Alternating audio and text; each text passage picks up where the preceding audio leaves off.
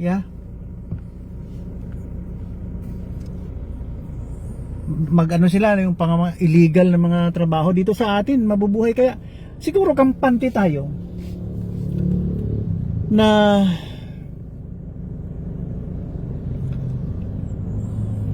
parang Casey Judas, mabubuhay. Ang ganda ng Pilipinas eh. May araw, may ulan, may araw, may ulan. Grabe. May irrigation, ano pa. Everything is here. Kagabi, nakikinig ako sa history of the Bible, history of Melchizedek. Sa Holy Bible story, ang ganda. I-open nyo yung YouTube nyo. Hamrick. Pastor Hamrick. Hotel Alpha Mike Romeo India Charlie Kilo. Hamrick. Gary. Gary Hamrick. Ang galing ng story ng Holy Bible. Ang galing ng mga story dyan, hindi yan biro. Totoo nangyayari yan. Sabi ng atheist, hindi ako maniwala na may Jesucristo nagpakamatay. Sabi naman, hindi ito kay Hamrick. Sa taekwondo kay ibang pastor to, street preacher. Naniwala ka man kaya kay Aristotle, Herodocles, Dukol-dukol, kung ano-anong mga tao naniwala. Bakit ka naniwala? How much more kay Jesus Christ na isinulat yung buhay niya ng mga disipulo na namatay nga at nabuhay niya. Kasi sabi ng atheist, kasi walang ebidensya, wala siyang medical record. Yung mga pinapaniwalaan mo, may medical record ba yon? Hindi pa established ang hospital nun, wala pa. Medical record pa kaya? The account of the disciples were really true. Kaya naniwala ako kasi itong buhay natin, mawala tayo. Kaya hinahalo ko talaga ang Holy Bible dito. Kahit na ano bang ganda ng lugar natin,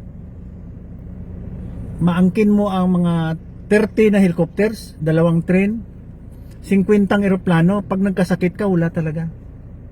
Kaya balik tayo sa Holy Bible, kahit simple lang ang buhay natin. Bahala na si Lord magbigay ng biyaya. Alam mo si Abraham, 175 years old nung namatay. Nung 140 years old siya, bali 40 years old pa lang si Isaac, nag-asawa sa kay Keturah, si Abraham.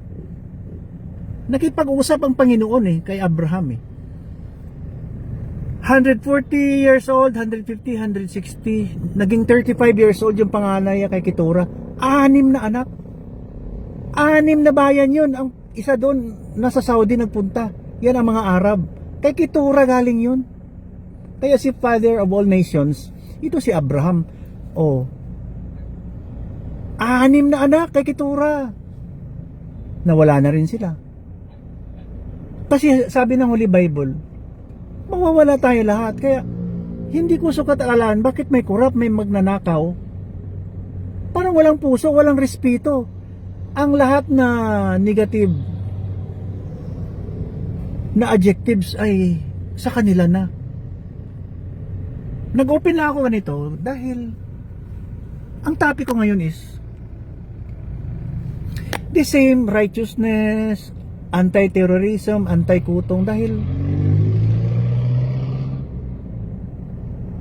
yung mga nangyayari sa Pilipinas, nagbunye, nag-celebrate kayo na masaya na kayo na kayo na ang nanalo, nasa palasyo na kayo, magnanakaw pa yung iba. Kasi pag may usok, may apoy yan, may apoy.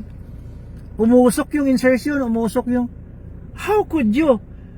Halos wala nga kakainin at ibili ng gamot yung mga tatanda. Pag senior citizen dapat sa atin, libre na ang mga procedure sa hospital, may maintenance na para sa gamot, di ba? Libre na ang pa-hospital ng mga matatanda. 100 billion? My goodness. 100 na high ace van, 100, mapunta lang sa wala, sa ghost project, sa bulsa ng isang tao, pambili ng buto, kawang gawa daw, DSWD magpunta doon. Magnanakaw naman yung regional director. Ha? Ng DSWD? Naka-Land Cruiser?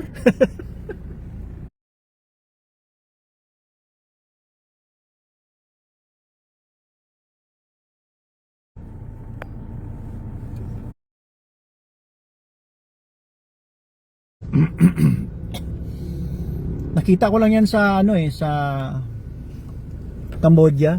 Nagtaka ako, nagising ako from Vietnam. O nga pala, no?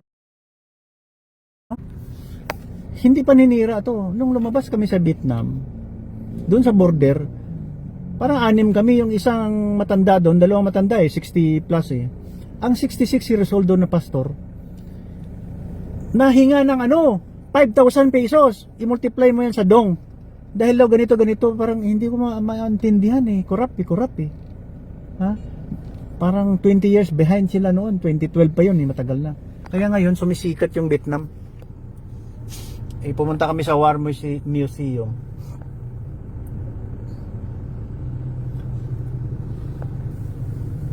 Kaya, ito, ingat lang pag pumunta kayo doon sa ibang lugar. Mayroon din mga corrupt. Mayroon din tayo dito. Ha? Inborn ang corrupt sa atin, ang corruption. Talagang mahina ang utak natin na as if that we don't have the heart. Wala tayong damdamin, wala tayong tawag niyan, makatao na damdamin. Kaya na nakita ko yun, galing kami sa Vietnam.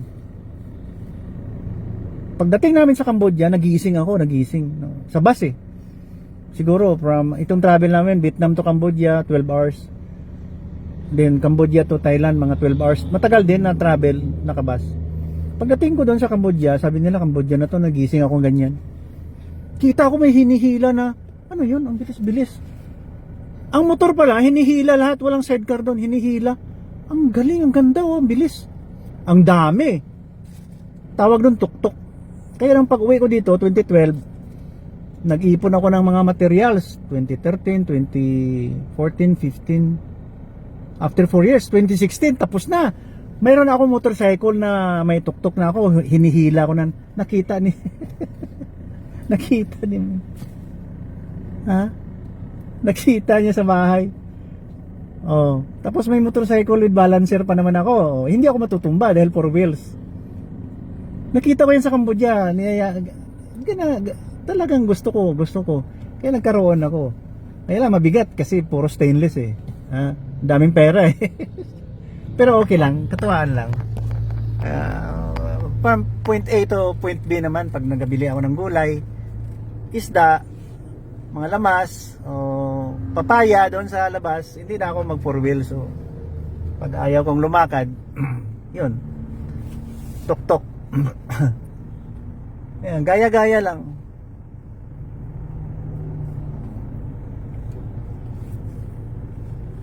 Ito, Tupi, South Cotabato to. Ayan ang parang ayan umaakwa na. Makulimlim na. Makulimlim na Kaya maganda dito. Init, may init ng araw, may ulan. Kaya dito sa Tupi, ay my goodness. Grabe ang prutas dito. Ang papaya, pag nagbili ka, sabihin mo morado. Pulang-pula yun, matamis. May solo. Ang solo, yung matamis din na maliliit, 5 pesos per kilo. Ang morado, 10 pesos or 15 pesos per kilo. Pero doon na sa ibang bayan, siguro ang morado 45 na pesos at saka yung solo 20 pesos na. Pero dito galing yun sa Tupi. Maganda ang lugar namin. Kaya parang kampante lang din ang tao na resilient masyado dahil nandito na lahat. Biyaya ang Panginoon yan. Hindi yan matatawaran. We are the most select people of God.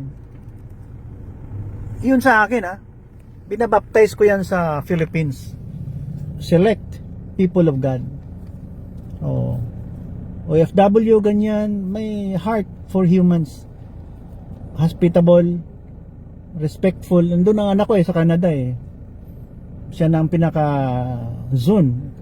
Pumasa na siya sa exam, interview. Siya na ang parang manager ng mga more than 200 employees and guests.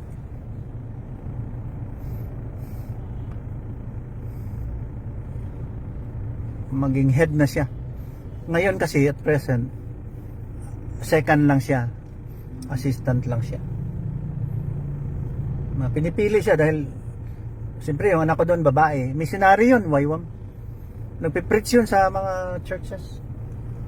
Ibang klase yun, pastora Nurse. May 2 anak. Yung husband niya taga Marvel din, yung piloto pero hindi naglilipad, sa lupa lang.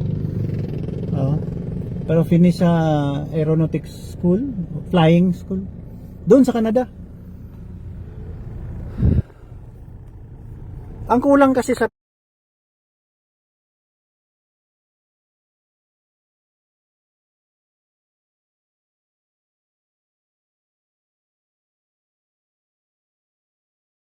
Pilipinas ang respeto Pag wala kang respeto, talagang pwede ka mag-corrupt. Yeah. Pag walang respeto, pwede ka mag-corrupt.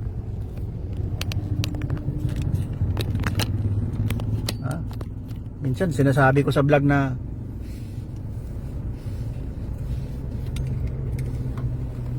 bastos. Bahala na kayo, hindi man ako pastor. Vlogger lang ako But I am the most honest person in the whole world. We were and we are anesthesiologists. Hindi kami nagbibiro. Kaya ako, naawa ako sa mga tao pag may sakit. Dahil kung ako may pasyente, gusto ko talaga mabuhay siya. Gusto ko mabuhay yung aking mga pasyente. Ayaw ko silang mamatay. Since late 1980s or year 80s sa medical school na ako, nag-duty na sa hospital, nag-anesthesia na ako. Pag nakita ko yan, maawa talaga ako sa pasyente, lalong lalo na itong maliliit na newborn na walang puwit. Perforate anus, walang butas yung puwit. Galing sa bundok yun, walang pera yun. Talaga sabi ko, grabe to, wawa cute pa ng bata, maliit Walang pera yan ibabayad. Kasi may heart ka for humans, not against humans. Love for mankind. Di ba? Ayun, may niyog kunin natin. Kawawa naman pag ang motor niyan. Ayun nasa daan. Baka maipit ng motor.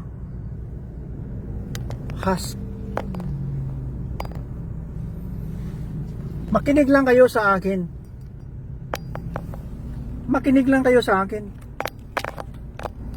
Kahit wala kayong nakikita na mukha. Just listen to me. Binubuhay ko yan. Lahat, halos zero accident, zero lapses. Kasi ang aming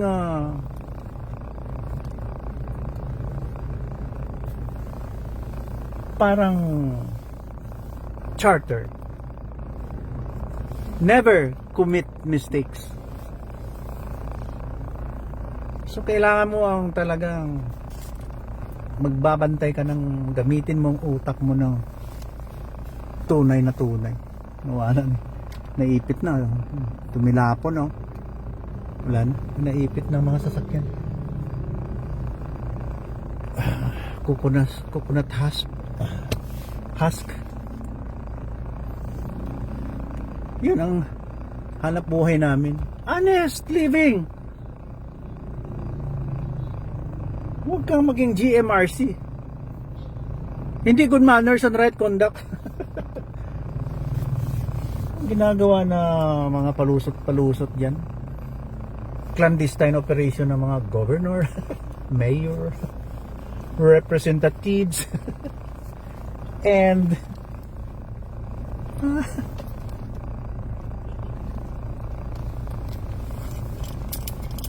Congress. Kotong Tolonges. Ayan, see? Yan ang GMRC. Hanap buhay? Wala. Mali yung hanap buhay nyo, sir, madam, your honor, Mr. Chair. Ha? Kaya ito, nagsasalita lang ako dito, kahit papano. May laman to. Ha? Hindi ako nagbibiro. I'm telling the truth with honesty, integrity. Huwag na tayo magbiruan. Let us take this life seriously. Serving others. Ayaw nyo maniwala sa akin makasarili kayo You're selfish. Kaya maraming mga kurakot, mga kutong. Yan, inisip ko kanina papunta dito. Mga 15 minutes away from home lang ito From Coronadal City. Motor. 3 lanes. 6 lanes to lahat 3 sa kabila, 3 sa kaliwa, 3 sa kanan, ganyan. Ang motor ayaw talaga doon sa shoulder or sa outermost lane. Ayaw talaga. Nasa fast lane siya sa middle lane, pero mabilis pa rin yan. Motor, tricycle lang Sabi ko, grabe naman tong ginawa ng mga parang walang respeto. Siguro pag masagi mo yan, iiyak yan. 3 sila sa isang motor. Durog-durog siguro yung pag nasahagi yan ng mga 4 wheels. Parang walang respeto. Doon papunta sa Maitom from Jensen. Naku, grabe, ayaw tumabi. Feeling great. My goodness. Sige, bye-bye na. November 22, 2025. Papabot. Yan. Napapala natin sa dito sa mundo. Ingat lang, good life, be well, and always do good to fellow men. Bye-bye. Okay.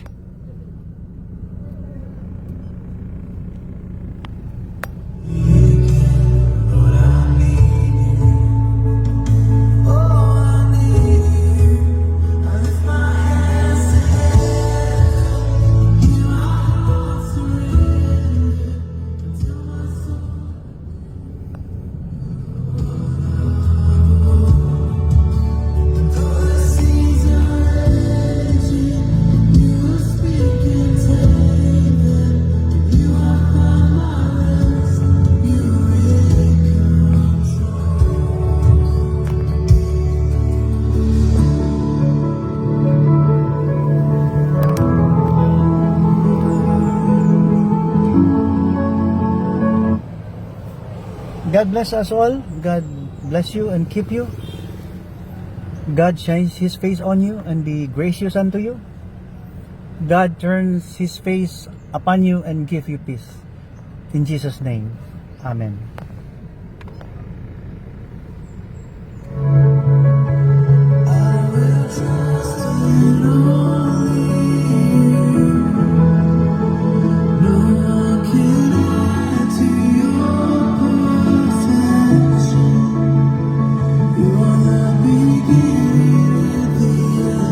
More